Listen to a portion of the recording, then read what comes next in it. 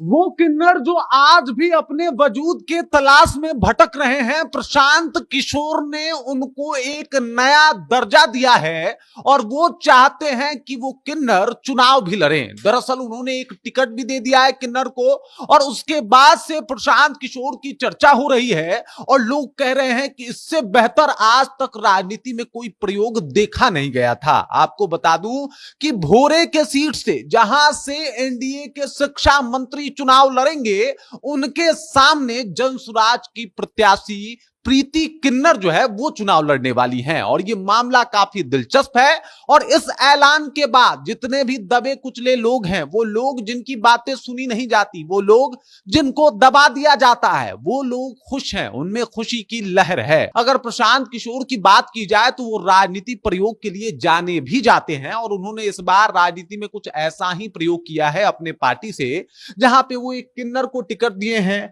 और एक किन्नर को टिकट देना कहीं ना कहीं अपने आप में एक बहुत बड़ा गट्स है, बहुत बड़ी उपलब्धि मानी जा सकती है, क्योंकि जहां भी टिकट बंटवारा हो रहा है इस आधार पे हो रहा है कि भाई साहब सामने वाले की जाति क्या है, सामने वाले का माहौल कैसा है, सामने वाले का भौकाल कैसा है, उसका बैकग्राउंड क्या है। लेकिन प्रशांत किशोर ने जिसको टिकट दिया है वो किन्नर समुदाय से आती है, यानी थर्ड जेंडर समुदाय से आती है और वो किन्नर समुदाय से आने के साथ साथ समाज सेवा में हमेशा से तत्पर रही हैं, जनसुराज की पुरानी मेंबर रही हैं और इसी वजह से जब फर्स्ट लिस्ट जारी किया जनसुराज ने तो उसमें उनको जगह दिया, उसमें उनका नाम था। यानी प्रीति किन्नर अब चुनाव लड़ेंगी और उनके सामने होंगे बिहार के शिक्षा मंत्री, जो कि अभी हालिया शिक्षा मंत्री हैं। इस बार जब वो चुनाव लड़ेंगे, भोरे से ही वो विधायक हैं, और इस बार जब वो भोरे से चुनाव लड़ेंगे तो उनके सामने होंगी प्रीति किन्नर। ये अपने आप में समाज को ये आईना दिखाना हुआ, एक बराबरी का एक तरीके से कहीं ना कहीं परचम लहराना हुआ